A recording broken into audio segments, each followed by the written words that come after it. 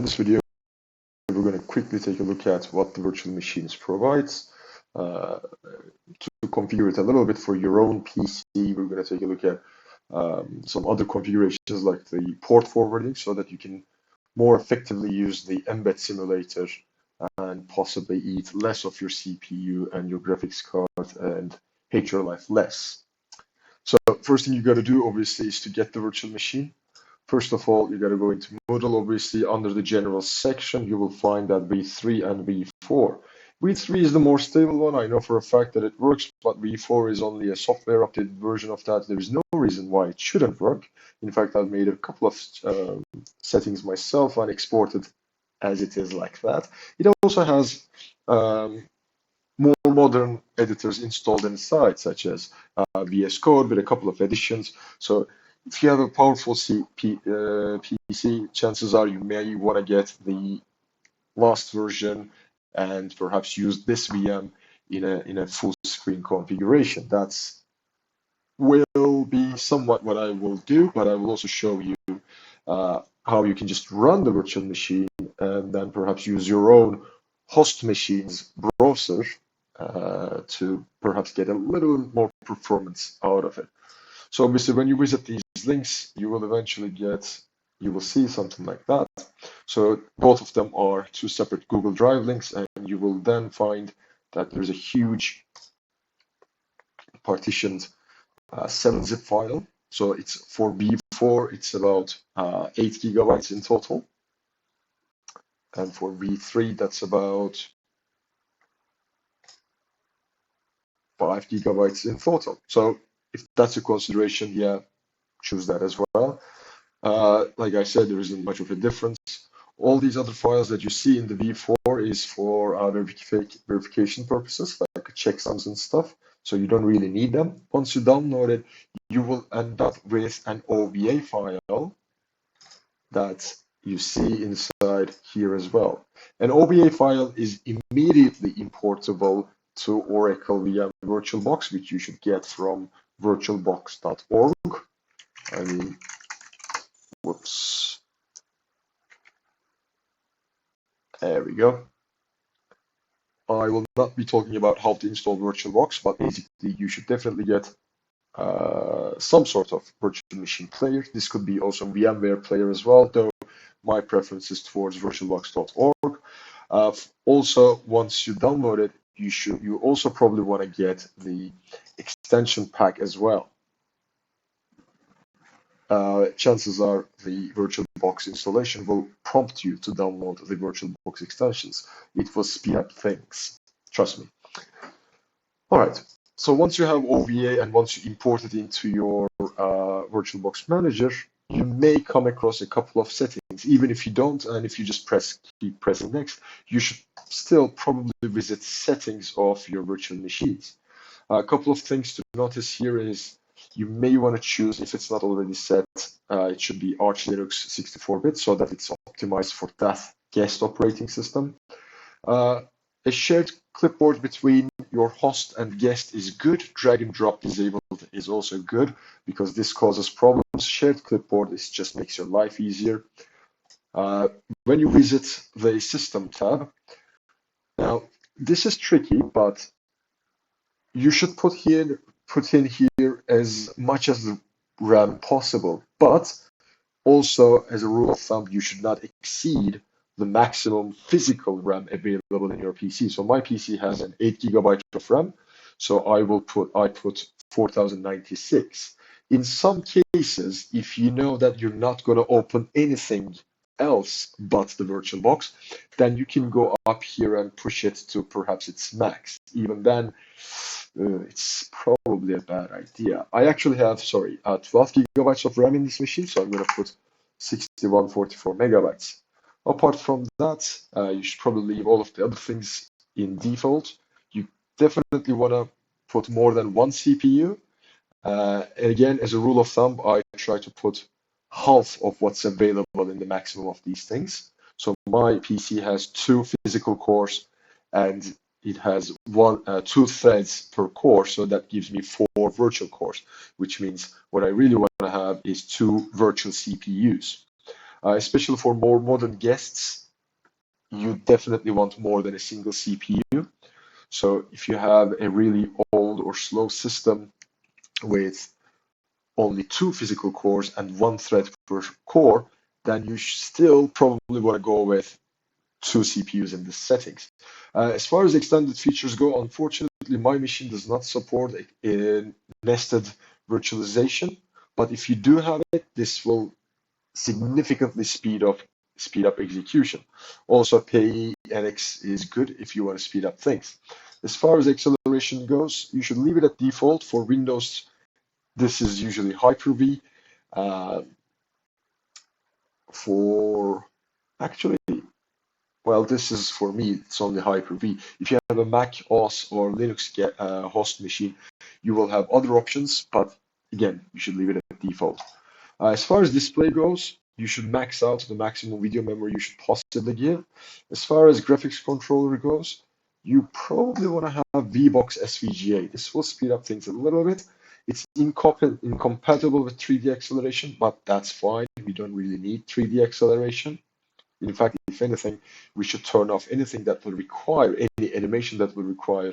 I already turned off any animation that will require 3D acceleration or anything for that matter within the guest operating system itself.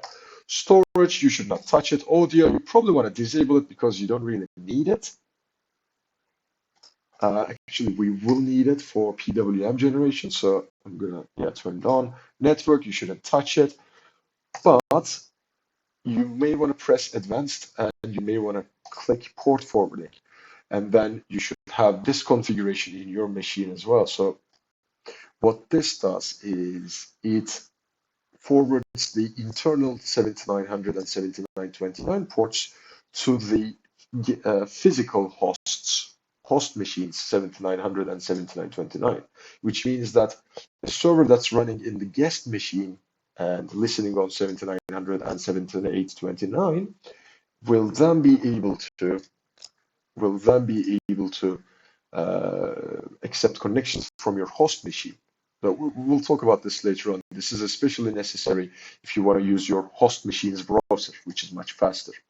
Serial ports, we don't need it. USB, we don't really need it. Shared folders, we don't need it. User interface, we don't need it. So press OK and start up your machine. Ooh, one thing to notice is that you probably want to get 6.1.26 version of VirtualBox. I've noticed that 6.1.27 and 6.1.28 has bugs in them and therefore are not capable to start virtual machines at all, which is funny. But anyways, on top of that, the guest operating system is actually tuned for 6.1.26. So when you start up your device, it's going to show a window like this, and it may look just a little bit black like that for a little while. So yeah, we're going to wait a little bit.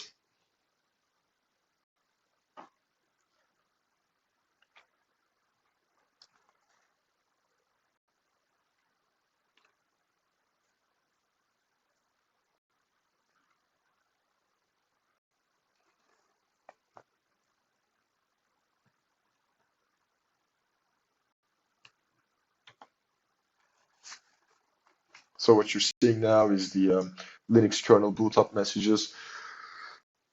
Ideally, you shouldn't see any fail messages here, just like I'm seeing. Well, I'm not seeing.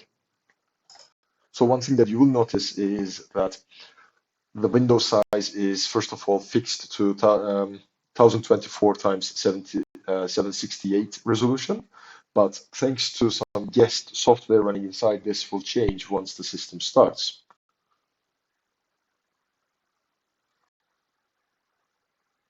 The first boot up might take a little while, and you see that the guest is already resizing itself.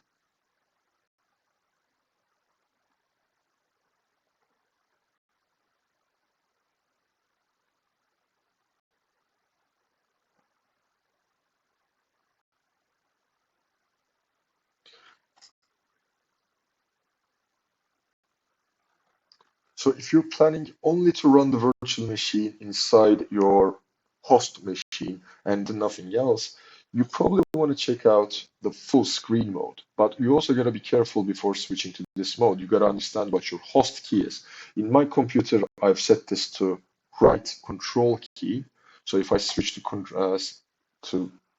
full screen, I will need to press right control and then F key to get out of it. So an example will look like this. And then you will also notice that the system resizes itself too. So we have our virtual machine. What to do next to start the embed simulator? Well, it's pretty easy. Hopefully I was able to make it easy for you as well. All you need to do is double click, whoops, ARM embed. I might have clicked it one too many times. Yeah. So I'm going to kill the extra ones. Once you click that, it will open a terminal, it will do its things. So basically what you've clicked runs a bash script that I've written to start up things. This starts the embed simulator server along with the compiler server. And then it starts up a Firefox, redirecting you to the local embed simulator installation. Well, host.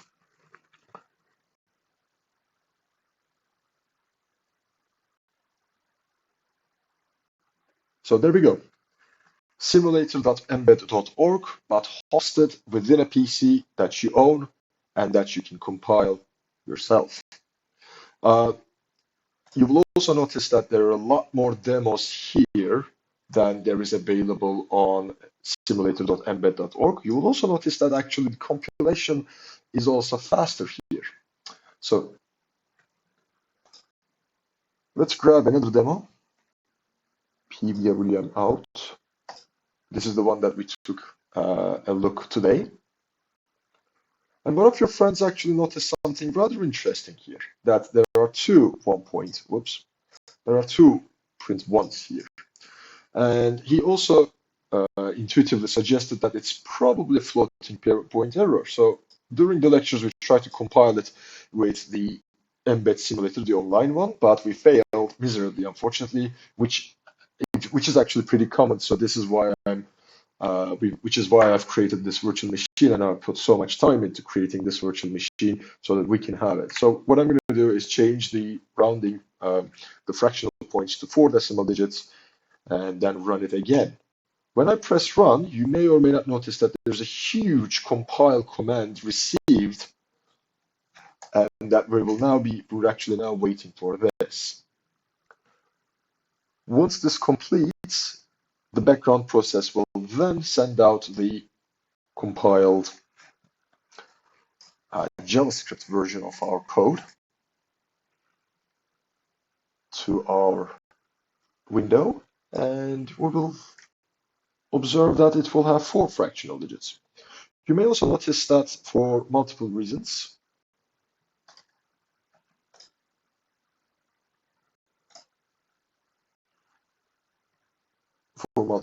that this thing doesn't exactly fit into the screen, which is fine. What I'm going to do is actually customize the view a little bit. I'm doing things that are completely unnecessary. Anyways, let's go back to the subject at hand. So now you may notice that the stuff that we were seeing as multiple ones were actually simply rounding off this line and this line. And you may also see that our LED is now, well, it was already doing that. So here's what I'm going to do instead. I'm going to change this code a little bit more.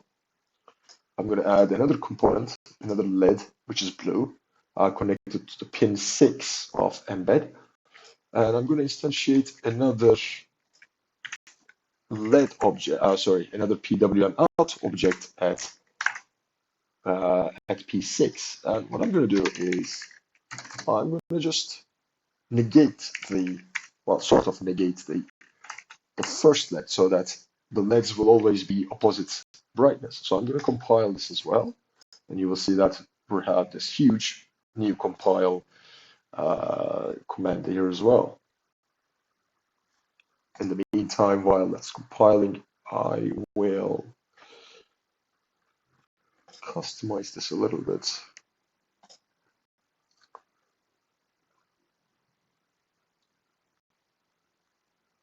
toolbars. Right, there we go. I don't want this.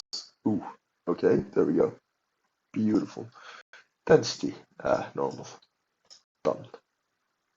Right. So when our code compiles, we actually also get a compilation succeeded. If there is by any chance a compilation error in your code for any reason, for example, well, C is nasty like that. If you, for example, forget a semicolon, the good thing about this is that you have the compilation command and you can actually see the errors on the backend.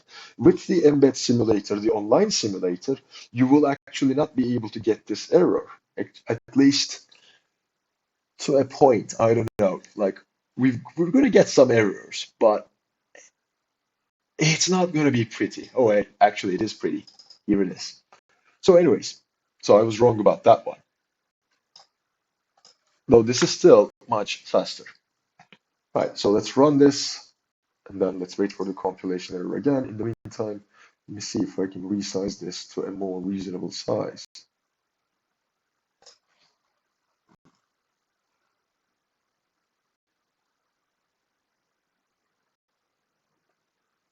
Compilation succeeded. Thank you very much.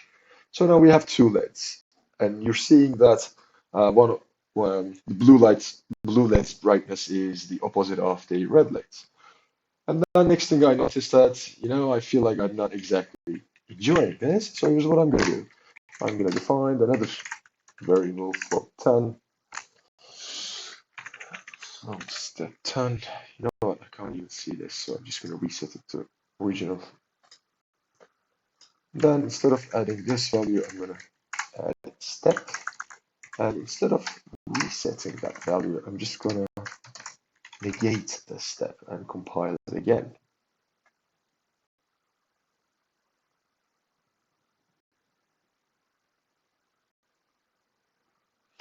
One thing that you already noticed is that compilation takes a lot of time.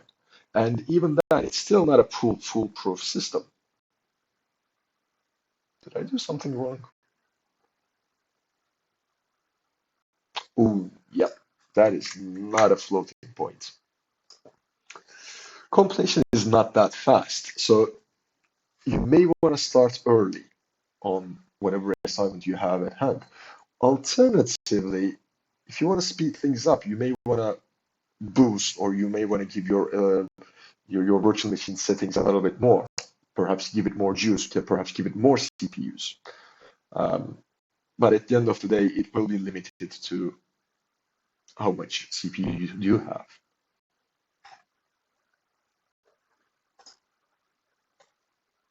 Right, again, I did something wrong. Step equals 0.10. I add step.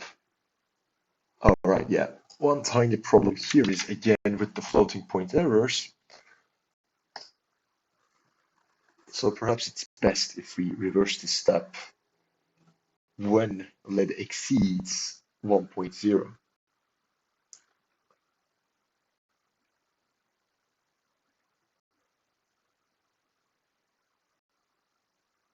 Great. So now you see that they turn on and off.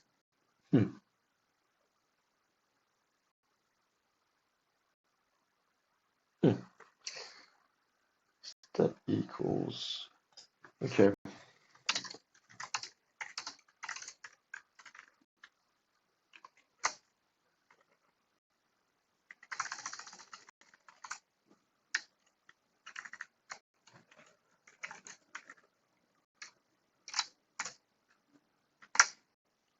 There we go.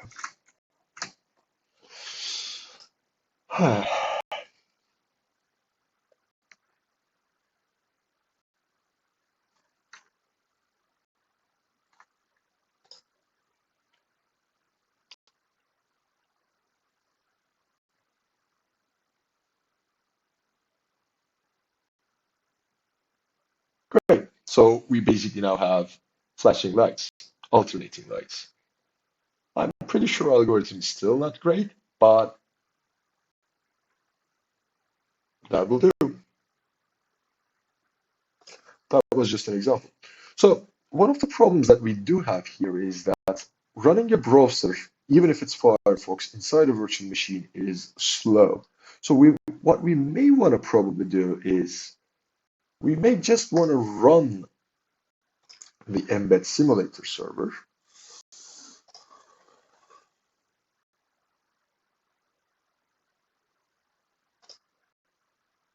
But we may want to use our own browser.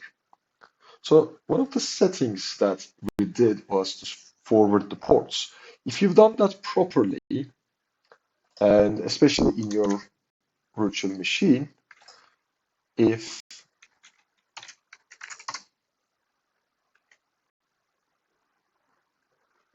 the firewall is on as well, and it should be for 7900 and 7929, as it should be, then you should be able to reach the embed simulator from your host machine's browser,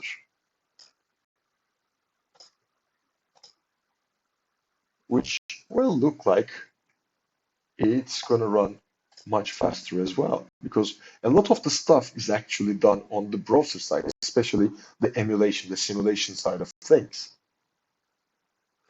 The backend, the virtual machine's job at this point is to compile your C code into something that's emulatable by JavaScript. In fact, what it really does is that it sort of interprets your C code into a JavaScript that the emulator can navigate. So I'm going to do the same thing here.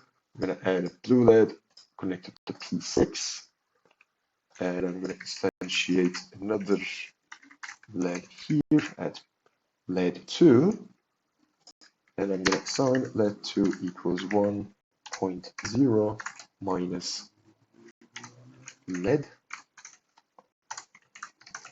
I'm also going to increase the fraction here, and in fact I might as well LED 1 equals that.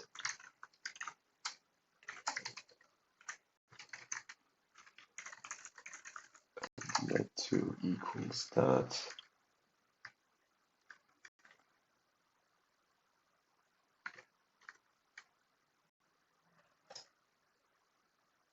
Yep. And I'll also do LED 2.read. Wait 0.2 seconds, why not? Let's make it 0.1. If LED equals 1.0, actually let's call it if LED bigger than or LED 2 bigger than 1.0. Yeah.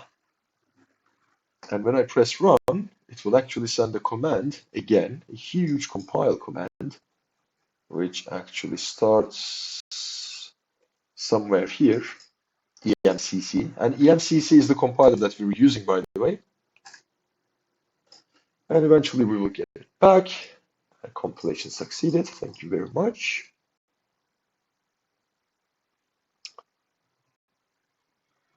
And it's going to look something like this.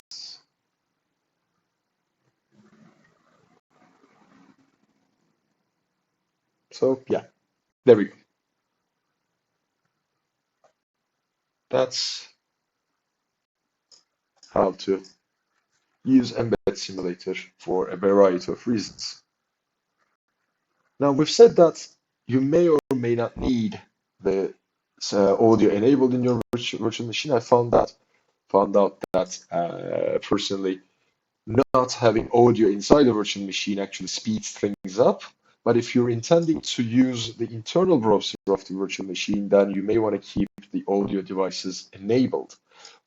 Otherwise, for any audio requiring applications such as PWM speaker, I'm not going to load it because it's too loud, then you may want to, you may want to disable it anyways. So you will also notice that there is a lot of demo codes in here. Give it a try to some of them. Also, some of them will not work without some extra configurations, such as, for example, let's see, the MQTT demo will definitely need an MQTT server running on some side. You can actually do this, but it will require you to run an MQTT server. If you do want to do that, you can run a Mosquito server here. And then let's load the demo again.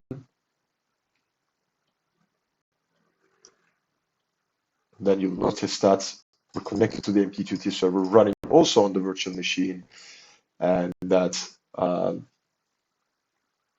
it's listening on a topic. I wonder what the topic's name is. Define log message printf as QoS1, wait and listen message, get default instance, message arrived. Topic is apparently CS431. Why am I not surprised? Right. So another thing that you can do with Mosquito is Mosquito pub to a topic called CS434 and hello from the other side.